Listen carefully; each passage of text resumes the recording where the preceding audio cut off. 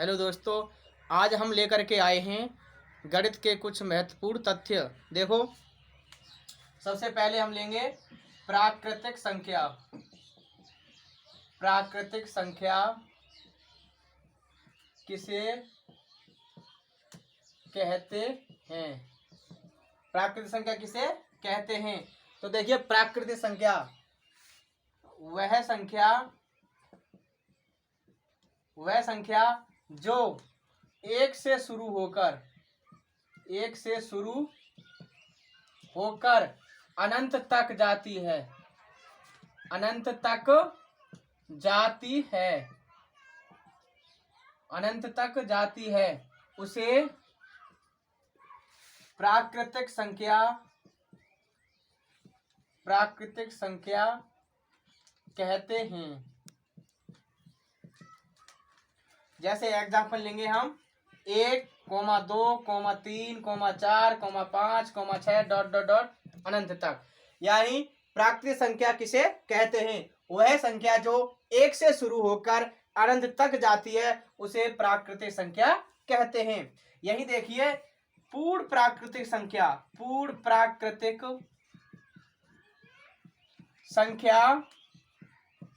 किसे कहते हैं? पूर्ण प्राकृतिक संख्या में कुछ नहीं करना है, बस प्राकृतिक संख्या के अगर हमें 0 लगा देना है, हमारी पूर्ण प्राकृतिक संख्या हो जाएगी। जैसे 1, 2, 3, 4, 5, 6 ... अनंत। ये हमारी इस समय प्राकृतिक संख्या है। पूर्ण संख्या बनाने के लिए हमको बस 1 के अगर शून्य लगा दो तो हमारी पूर्ण प्राकृतिक संख्या हो जाएगी। स्टॉप कर। देखिए अगला, सम संख्या किसे कहते हैं? सम संख्या किसे कहते हैं? सम संख्या किसे कहते हैं? तो देखिए, सम संख्या वे प्राकृतिक संख्या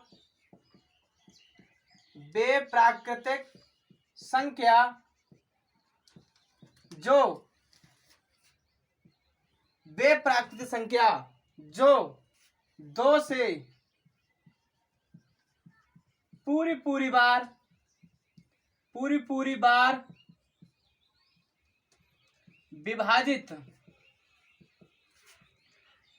बार विभाजित हो जाती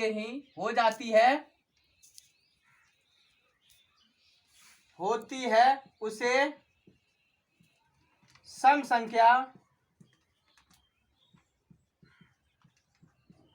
कहते हैं। यानी सम संख्या किसे कहते हैं? वे प्राकृतिक संख्या जो 2 से पूरी बार विभाजित होती है उसे सम संख्या कहते हैं। एग्जाम्पल लेंगे हम इसका। देखिए, जैसे 2, 4, 6, 8, 10 ... अनंत तक हम बढ़ते जाएंगे। विषम संख्या किसे कहते हैं? विषम संख्या, देखिए, अगर विषम संख्या सम संख्या के ठीक उल्टी होती है, जैसे आंसर करेंगे वे संख्या जो वे प्राकृतिक संख्या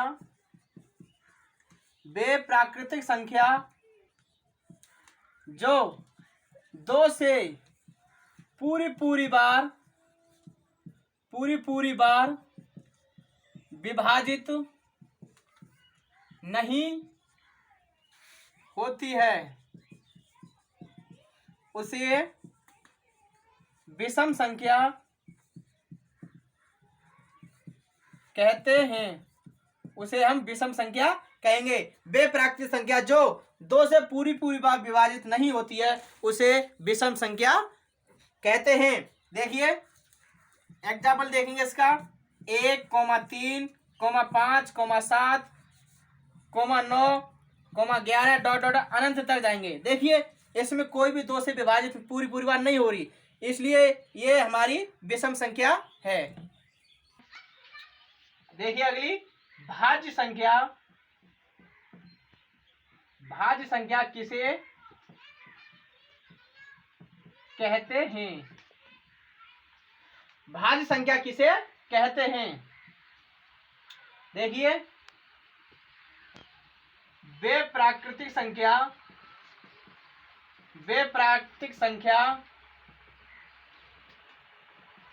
जो एक व स्वयं को छोड़कर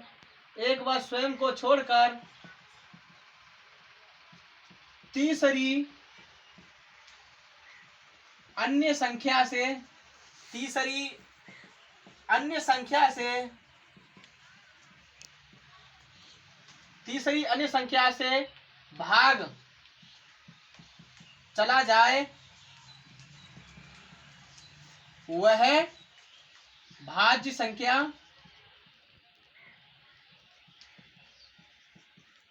कहलाती है। देखिए, एक व स्वयं में हर किसी संख्या का भाग चला जाएगा, लेकिन एक व स्वयं को छोड़कर तीसरी अन्य संख्या से भाग चला जाए, उसे हम भाज्य संख्या कहते हैं। जैसे यहां लेंगे 3 में 1 का जाएगा और 3 का जाएगा, लेकिन तीसरी अन्य संख्या का हमारा नहीं जाएगा, इसलिए ये हमारी भाज्य संख्या नहीं है। भाज्य संख्या है 2। भाज्य संख्या है हमारी 4।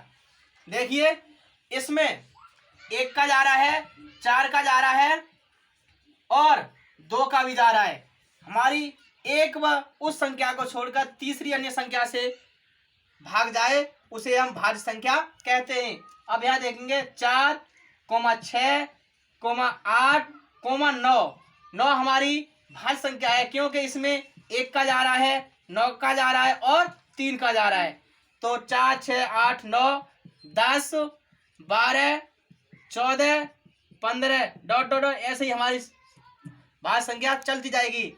और मेन इंपॉर्टेंट बात क्वेश्चन है कि भाज्य संख्या 2 भी होती है। सबसे छोटी भाज्य संख्या 2। अब देखिए, अभाज्य संख्या किसे कहते हैं? अभाज्य संख्या, देखिए, जिस तरह हमें भाज्य संख्या बताई है, ठीक इसका विपरीत कर दो, हमारी अभाज्य संख्या निकल के आ जाएगी। जैसे वे प्राकृतिक संख्या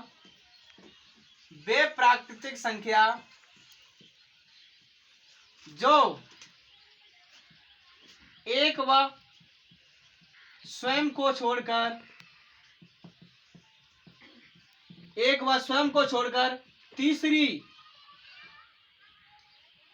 तीसरी अन्य संख्या से भी न भाग जाए।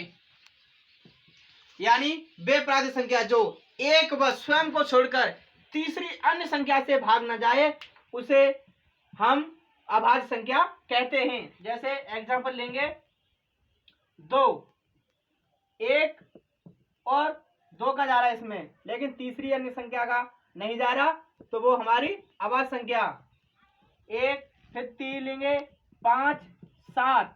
देखिए, यहाँ 9 नहीं होगा, क्योंकि 9 में 1 का जा रहा है, 9 का जा रहा है और 3 का जा रहा है, इसलिए यहाँ पर हम 9 नहीं है, तो 9 नहीं आएगा। लेकिन 7 के बाद सीधा 11, 13, इसी प्रकार डॉट डॉट डॉट चलते रहेंगे और अंत तक जाएंगे। ये हमारी अभाज्य संख्या। अब देखिए, परमेय संख्या।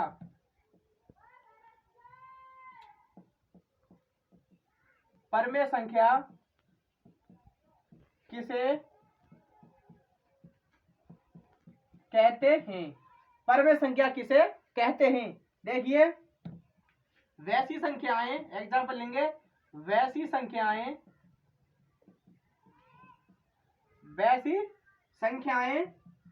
जिन्हें P/Q के रूप में लिखा जा सके, P/Q के रूप में लिखा जा सके, उन्हें परमेय संख्या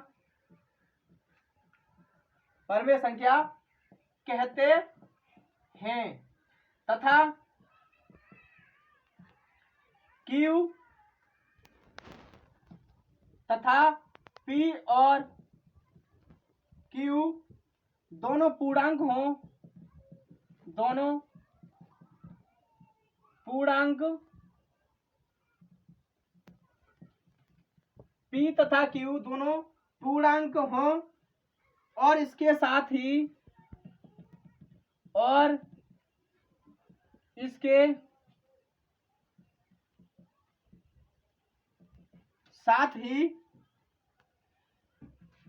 Q कभी शून्य ना हो, Q कभी शून्य ना हो, उसे क्योंकि Q का मान शून्य होने पर